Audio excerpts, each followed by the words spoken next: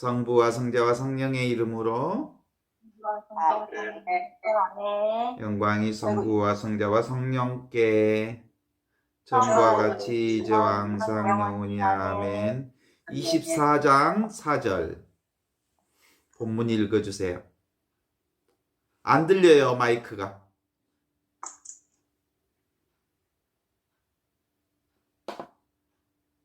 해야지, 나는. 어느 악습이든지 그에 상응하는 형벌이 있을 것이다. 거기서는 교만한 사람들은 부끄러움에 쌓일 것이요, 인색한 사람들은 몹시 궁핍해질 것이다. 거기서 1시간 벌 받는 것이 여기서 몇 년 동안 큰 벌을 당하는 것보다 더하다. 이곳은 그래도 가끔 일을 쉴 때가 있고 친구들의 위로도 있으나 거기서 벌 받는 사람들은 쉴 새가 없고 아무 위로도 없다. 심판날에 성인들과 더불어 안심하고 서 있으려거든 지금 내 죄를 깊이 생각하고 울어라. 그때의 의인은 커다란 확신을 가지고 자기를 괴롭힌 자들 앞에, 자기의 노고를 경멸할 자들 앞에 나설 것이다. 지금 남들의 비판을 받고 겸손하게 자신을 낮춘 사람은 그때에는 오히려 심판하기 위해 일어설 것이다. 그때에는 가난하고 겸손하던 사람이 크게 안심할 것이나 교만하던 사람이 어디서든지 두려움을 면치 못할 것이다. 네. 24장 4절에서는 출발을 어느 악습이든지 그에 상응한 형벌이 있다, 이렇게 출발을 하는데, 죄와 악습 그리고 그에 상응하는 벌에 관련된 얘기를 풀어내면서 현존이라고 하는 관점에서 현존, 지금 바로 이것, 현존이라는 관점에서 악습이 뭔지 그리고 그에 상응한 형벌이 어떤 것인지를 이해해보는 시간들이 됐으면 좋겠고요. 현존이라는 관점에서 악습이라는 게 뭐겠어요? 나라고 하는 것이 있다. 에고라고 하는 게 있다.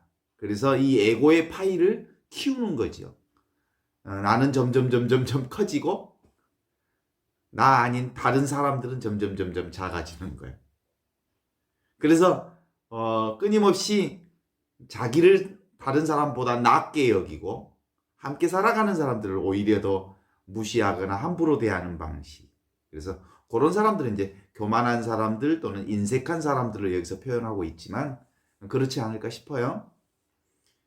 근본적으로 우리의 신앙의 핵심은 그리스도인으로서는 나는 점점 작아지고 그리스도는 내게서 점점 커져야 합니다 라고 하는 것이 우리의 지향의 삶이고, 그래서 온전히 하느님이 나를 차지할 수 있도록 나를 내어놓는 삶의 방식, 이게 그리스도의 현존의 삶이란 말이에요.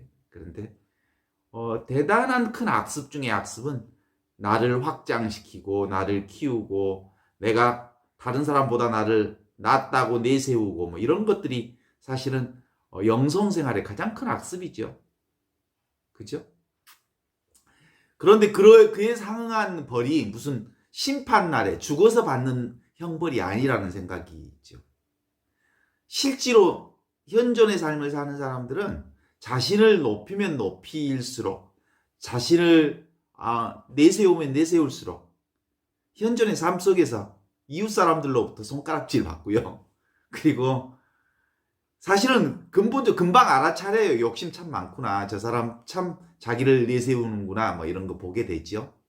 그리고 그 주변에 그렇게 겸손하지 못하거나 교만하거나 인색한 사람들의 주변에는 사람들이 점점 작아지게 되겠죠. 그죠? 그래서 실질적 현존의 삶의 관점에서 보면 끊임없이 자기 에고를 키우고 에고를 단단히 하고 자기를 강조하고 자기를 높은 사람으로 내세우게 되면 구체적인 삶 속에서 그 역할을 받는다고 하면 아주 간단하게 이해할 수 있지 않을까 싶어요. 그래서 여기서는 거기서 1시간의 벌이 여기서는 몇 년 동안의 큰 벌보다 더 크다. 심판날을 얘기하고 있는데 심판날은 죽어서 있는 심판날이 아니라 지금 여기서부터 그 심판의 생활은 시작되고 있다. 이렇게 보는 거죠. 그 다음에 이곳에서는 가끔 쉴 때도 있고 친구들의 이로도 있지만 이렇게 자기를 교만하게 자기를 키우는 사람들은 자기의 암안 속에 빠져 있는 사람들은 쉴 새도 없고 이로도 없다. 이렇게 얘기하죠. 그래요. 욕심 부리고 살면 어때요? 늘 무언가를 계속 해야 되니까 늘상 일상생활 속에서 쉼이 없지요. 늘 초조하고 바쁘지요. 심판날에 성인들과 더불어 안심하고 서 있으려면 지금 내 죄를 깊이 반성하고 울어라. 이렇게 얘기합니다. 심판날에가 아니고 지금부터. 왜냐하면 하느님 나라는 어디예요? 지금 여기 이 순간이 하느님 나라거든요. 지금 우리가 살고 있는 이 세상이 하느님 나라에서 살고 있거든요. 그래서 심판날에 이 울부짖음이 없으려면 지금 여기서부터 하느님 나라를 사는 연습들이 돼요. 그게 바로 현존 연습이고 현존의 삶이라고 말할 수 있대요. 지에서 50장에 오늘 이렇게 나옵니다.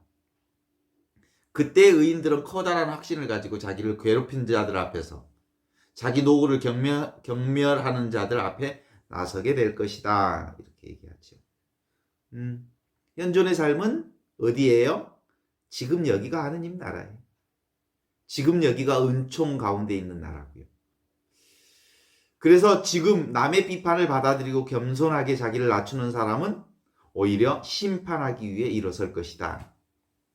겸손한 사람들은 실제로 자기 안에 어떤 어려운 상황에서도 겸손하기 때문에 외부로부터의 비판이나 그런 것들에 인내할 수 있어요. 왜냐하면 하느님 앞에 당당하게 바라볼 수 있는 시간들이 있으니까요. 그리고 가난하고 겸손하던 사람들이 크게 안심할 것이나 교만하던 사람들은 어디서든지 두려움을 면치 못할 것이다 라는 말까지 주는 얘기는 실제로 교만한 사람들은 적이 많아요. 그렇죠? 그래서 예부로부터 적이 많으니까 여기 이 세상을 살면서도 두려움을 가질 수밖에 없는 일들이 많지요. 그래서 오늘 이 준주성범을 공부하는 과정에서 보는 영적 아주 포인트는 이거예요. 영성이 점점점 커지고 하는 그리스도의 정신으로 사는 방식은 현존의 삶을 사는 방식은 뭐예요? 나를 점점 내려놓는 일이다. 나는 점점점 작아지는 일이다. 그러면 현존의 삶이란 뭐냐면 결국은 나는 작아지고 하느님이 그리스도는 내 안에서 점점 커지는 역사를 사는 게 현존이다. 마이스트 에카르트라고 하는 사람은 그런 의미에서 이렇게 얘기해요. 하느님이 나를 보는 그 눈으로 하느님이 나를 보는 그 눈으로 하느님을 보는 것. 그것이 참된 영성의 관점이에요. 그러니까 결국은 현존 영성의 관점은 뭐냐면요. 현존은 하느님의 시선을 획득하는 거예요. 하느님의 눈으로 세상을 보는 거예요. 그동안 우리는 에고의 눈으로 세상을 보았다면 현존하는 사람은 하느님의 눈으로 세상을 보는 거고 나를 보는 거죠. 그것을 깨달음이라고 하고 그것을 바로 그리스도의 깨달음이라고 볼 수 있지. 깨달음은 이렇게 하느님의 눈을 발견하게 된 사람들은 그렇다고 해서 뭐 하느님의 눈을 가진 사람들이 특별히 멋진 사람이 되거나 아름다운 사람이 되는 건 아니에요. 그냥 하느님의 은혜를 발견하는 눈을 발견했을 뿐이죠. 하느님의 은혜를 발견하는 눈을 가진 사람들은 아주 작은 것부터 큰 것까지 모든 것이 다 하느님의 손길에 의해서 움직인다는 사실을 알게 되는 거잖아요. 동의하시죠? 예. 그래서 저절로 이루어지는 것들이 무엇인지를 알아차리는 눈. 그래서 실제로는 내가 하는 일이 별로 없어요. 내가 하는 일이 사실상 아무것도 없어요. 인간이 하는 일이란 도대체가 아무것도 없어요. 온갖 것이 하느님의 놀라운 손길에 따라 움직이고 있고 하느님의 놀라운 섭리에 따라 사라져 가고 있어요. 저절로. 거기에 내가 개체적인 나라고 하는 것에 사로잡혀 있기 때문에 내가 하는 것으로 착각할 뿐이죠. 그래. 그래서 우리의 그 영성 공부는 이제는 내가 없어지는 공부니까 주어에서 나를 삭제하면 훨씬 더 좋을 것 같아. 어떤 언어 속에서도 내가 했다, 내가 말한다, 내가 느낀다 이런 것이라기보단 다만 들을 뿐, 다만 볼 뿐, 다만 느낄 뿐, 다만 인식할 뿐, 주어가 생략된 채 그분이 하시는 일로 느끼고 보고 인식하고 알게 되는 방식으로 우리의 삶들이 좀 확장해 나가면 온갖 것이 다 은혜의 바다죠. 삶 전체가 은혜의 바다이고 움직이는 것 전체가 은혜의 바다죠. 그래서 이제 그렇게 현존하는 삶의 패턴 속에서는 늘 어떤 패턴이 나타나냐면 어떤 일이든 감사가 가능해지죠. 감사를 자주 하면 나도 모르게 감동하는 인생이 연결되어져요. 아주 작은 일에 감동해요. 이제 감사와 감동을 내 삶 안에서 아주 작은 것에서 감동하기 시작하면 아주 작은 일에도 감격해요. 감격의 역사가 더 확장되고 커지면 하느님이 주시는 축복으로 받아들이는 감복의 역사가 내게 점점 확장되는 거죠. 그래서 아주 작은 것에 감사하는 것은 감동으로 이어지고 감동은 감탄으로 이어지고 감격으로 이어지고 그 감격은 하느님이 주시는 감복으로 이어져서 온전한 현존의 삶은 감 잡는 삶이다. 감각이 커진 거지. 아주 작은 하느님의 손길에도 늘 움직임에 감사할 수 있게 되니까요. 감 잡았어요? 그래요. 그래서 실제로 우리가 설거지할 때 손끝이 물이 차다는 게 보여요. 살아있으니까 물이 찬 거지. 그리고 손끝이 따뜻하다는 것도 내가 살아있으니까. 감각 하나하나가 살아있다는 사실이죠. 이게 살아있구나. 이게 느껴지는 거 아니에요? 그래.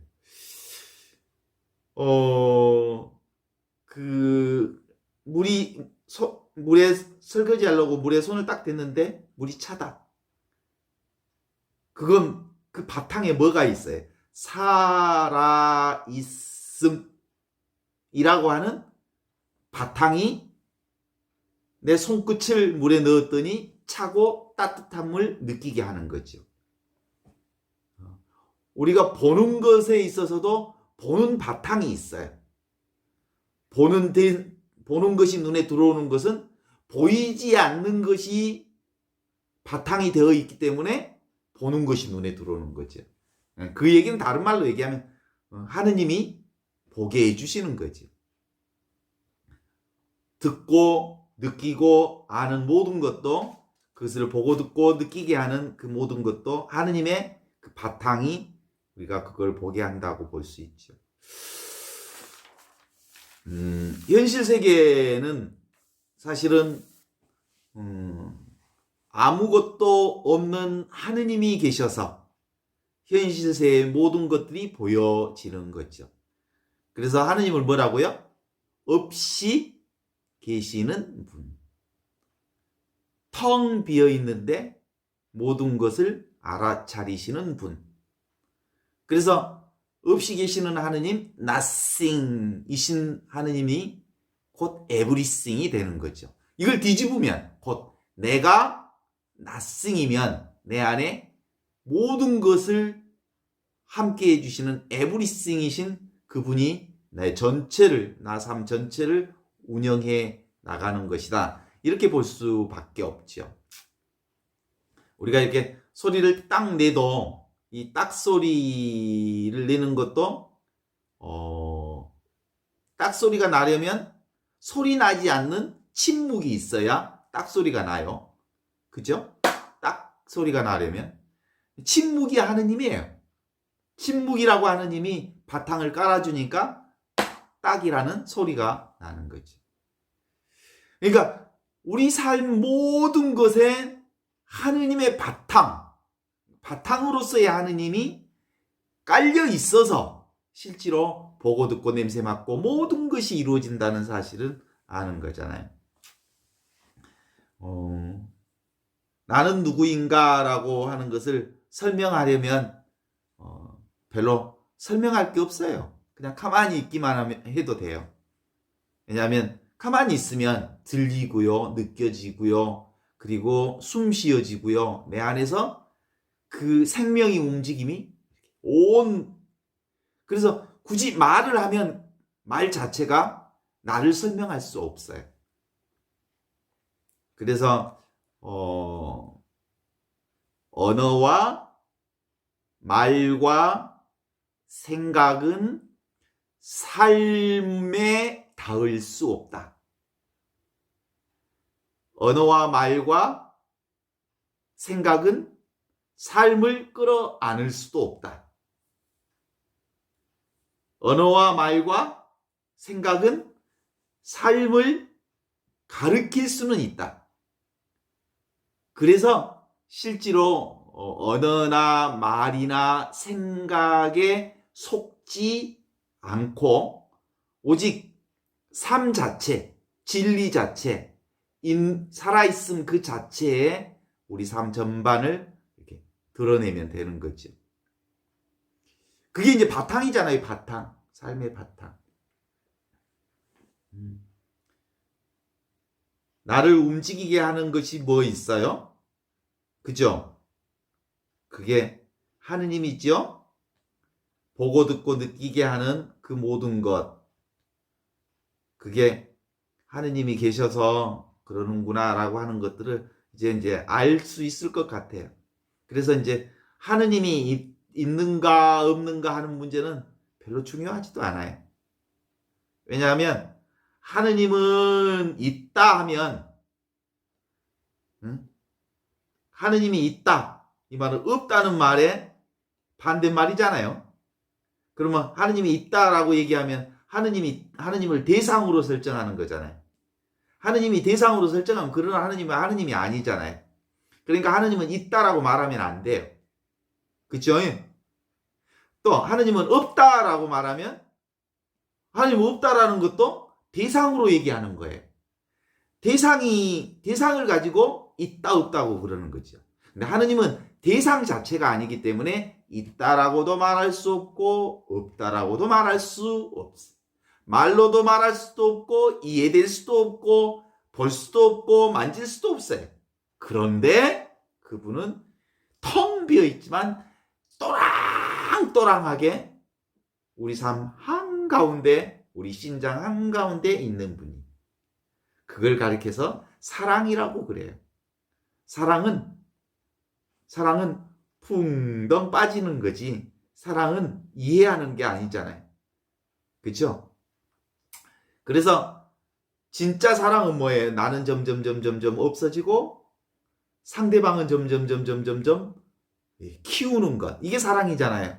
그죠? 진정으로 사랑하는 사람은 자기를 내세우지 않으면서 상대방을 살려내는 사람이 참된 사랑의 본질에 접근하는 거 아니겠어요? 그래요.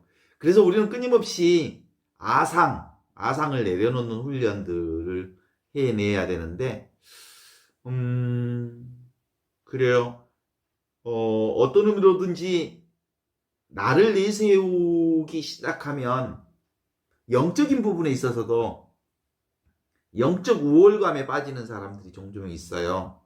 자기가 다른 사람보다 영적으로 우월하다는 생각을 품어요. 바보 같은 짓이죠. 사실은 진정으로 그 영적 우월감이란 그 얼마나 큰 교만함이에요. 자기가 다른 의미의 에고의 껍질을 씌운 거죠. 에고의 껍질이 더 커진 거죠. 그래서 그 하느님의 말씀을 가르치거나 영적인 삶을 사는 사람들이 오히려 훨씬 더 교만할 수 있다는 사실을 우리 익히 알잖아요.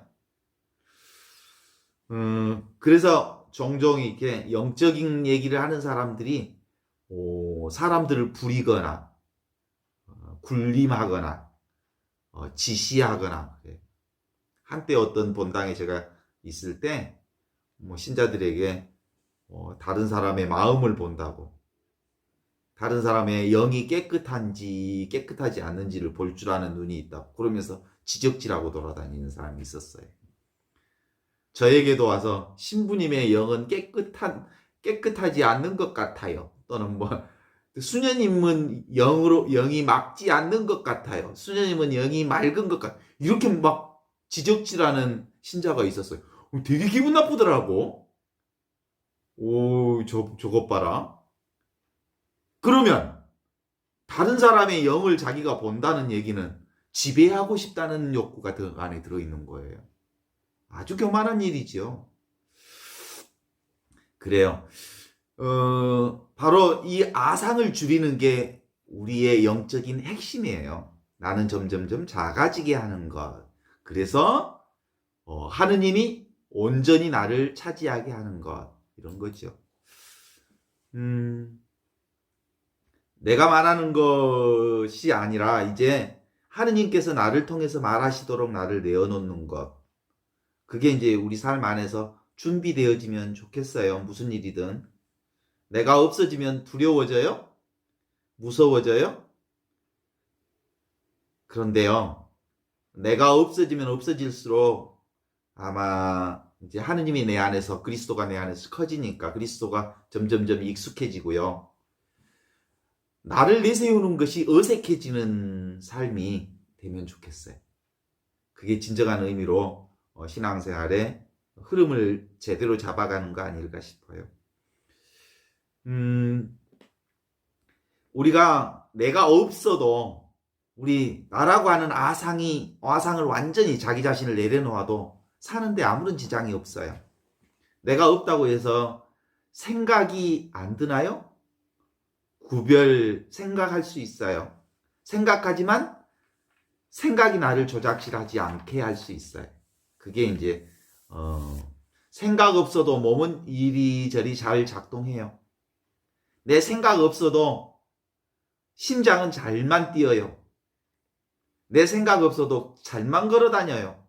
내가 생각 없어도 노래도 하고 내가 할 일 다 할 수 있어요. 아무것도 하지 않는데 아무 생각도 없는데 모든 일이 다 될 수 있어요. 안 그래요? 하느님이 해주시니까 가능해요. 이 소리가 들으면 내가 듣는다는 생각 없이도 이 소리 들리죠? 그냥 들려요. 내가 보려고 하는 마음을 일부러 내지 않아도 다 보여요. 내가 굳이 무엇을 느끼려고 애쓰지 않아도 다 느껴져요. 무엇을 알려고 하지 않아도 알아지는 거예요. 내가 없는데 다 무엇이 왔다 갔다 모든 일이 다 진행이 돼요. 이게 진정한 의미의 아상을 내려놓고 살면 얼마나 일이 훨씬 더 손쉽게 잘 되는지 알아요. 아상이 없다, 내가 없다, 나를 내려놓았다 그러면 내가 이 세상 살 수 없을 줄 알지만 나를 내려놓으면 내려놓을수록 이 세상의 삶이 훨씬 더 잘 돌아간다는 걸 아실 수 있어요. 생각이 없어도 나는 나예요. 생각이 사라져도 분별이 사라지는데도 분별하면서 살아요. 분별을 하는데 분별함이 없어요. 아상이 없으니까 나를 내세우지 않으니까 분별하지 않으면서 그저 체험하면 돼요. 밥을 먹는데 밥을 먹을 뿐. 그죠? 물을 먹을 때 물을 먹을 뿐. 거기에 생각이 없어요. 그런데도 물도 잘 먹고 밥도 잘 먹고 일도 잘해요. 그래서 이런 행위를 그렇게 얘기할 수 있어요. 따라서 해봐요. 하되 함이 없이 한다는 말이에요. 무언가를 하되 내가 하겠다고 하는 함이 없이 모든 것을 다 한다는 말이에요. 이게 하느님이 하시는 일이에요. 하되 함이 없이 하라. 따라서 해봅니다. 하되 함이 없이 하라. 멋진 말 아니에요? 좋죠. 내가 움직이는데 움직임 바 없어서 그것이 저절로 움직이게 한다는 말이에요. 움직임은 생각 없이 해도 다 움직여져요. 나라는 것이 없으니까 텅 비어 있으니까 전체가 하느님이 하나가 되어서 내 삶을 이끌어 가실 수 있어요. 그게 우리 삶에 얼마나 중요한 틀인지 몰라요. 그러니까 우리는 생각을 해야만 세상이 돌아가는 줄 알지만 생각 없이도 세상은 잘 돌아간답니다. 아시죠? 왜냐하면 하느님께서 저절로 해주시는 일들이 생기거든요. 그죠? 이걸 이제 우리는 제3의 눈이라고 그래요. 이것이 바로 우리를 하느님의 눈으로 산다고 그래요. 내 눈으로 살지 않고 하느님의 눈으로 산다고 그래요. 하느님의 시선이 우리 안에 사로잡히면 그저 현존할 뿐. 그저 현존할 뿐. 지금 바로 이것 현존할 뿐. 그런데 그 안에서 아니 되는 일이 없어요. 이걸 이제 도가 사상에서 얘기하면 무위, 무불위라고 그래요. 아무것도 하지 않았는데 하지 않는 바 없다. 모든 것이 다 잘 된다라는 거죠. 그래서 이제 이 말은 억지로 하는 일이 없어진다는 거죠. 자연스럽게 일을 진행하게 된다는 거죠. 그러면 그렇게 살면 세상이 별로 궁금하지 않아져요. 그죠? 하느님이 다 하실 거니까. 그것의 자리가 바로 하느님의 자리예요. 뭐 사람들이 막 축지법을 쓴다고 해도 별로 관심이 없어요. 니나 축지법 쓰고 다녀라. 나는 여기서 하느님 나라를 살 거다. 니나 놀라운 기적을 베풀어라. 뭐 병을 고쳐라. 그 병을 고치고 기적을 행하고 놀라운 애언을 한다 해도 그것보다 훨씬 더 훌륭한 축복은 지금 여기 이것 하나님의 현존 가운데 있는 거예요. 그건 바로 하느님의 본 바탕과 일치되어서 하는 거기 때문에 삶이 참으로 안정되게 살 수 있어요. 그러면 특별히 의문이 사라지고 모든 신비 체험도 거기 안에서 다 이루어질 수 있는 거죠. 그러니까 숨 쉬는 것 자체부터 시작했고 모든 일이 다 하느님의 은혜 아닌가요? 그죠? 삶 자체가 은혜의 바다예요. 그쵸? 그러니까 은혜 바다에 사는 사람들의 특징은 뭐라고요? 첫째, 그냥 내가 사는 일이 아니니까 감사를 전제로 해서 사는 삶의 감각을 키우는 거죠. 감사의 감각이 커지면 아주 작은 일에 감격하고 감탄해요. 감탄의 역사가 많아지면 아주 작은 일에 감격해요. 그러면서 모든 것이 하느님의 축복으로부터 오는구나라고 해서 하느님의 축복을 받아들이는 것을 감복이라고 그래요. 감복. 그죠? 그래서 감복. 하느님의 축복을 온몸으로 받아들이는 거, 은혜를 받아들이는 거, 이게 감복이라고 그러는 거지. 그런 점에서 결국은 감 잡는 인생이란 어렵지 않아요. 그냥 현존하는 인생이 감 잡는 인생이지.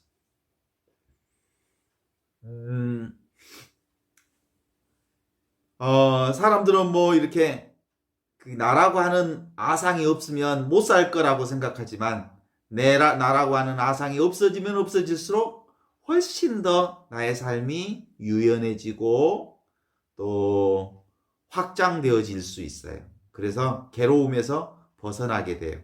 이게 바로 나 없음의 자유입니다. 내가 없으니 괴로움을 당할 자도 없습니다. 나 없음의 자유. 내가 있으면 늘 내가 하는 것에 대한 원인에 대한 결과를 받지만 나 없으면요 업보를 받을 나도 없답니다. 아까 우리가 저기를 통해서 준주성범 24장 4절을 읽으면서 인간이 하는 그 행위에 대한 업보를 받는다고 그렇지만 내가 없어지면 내가 하는 일이 아니니까 업보를 받을 나도 없어요. 그러니까 얼마나 자유로워요? 그죠? 받을 작자가 없다는 말이에요. 그러므로 받을 자가 없는 것이어서 참된 자유는 내가 없어질 때 얻는 대자유가 참된 자유다 라고 말할 수 있죠. 그래서 현존이라는 자리는 실제로는 내가 없는 자리예요. 아시죠? 지금 바로 이것. 이 현존은 내가 없는 자리, 하느님만 있는 자리. 그래서 그것을 없이 계시는 하느님이 현존하는 자리라고 말할 수 있습니다. 그러면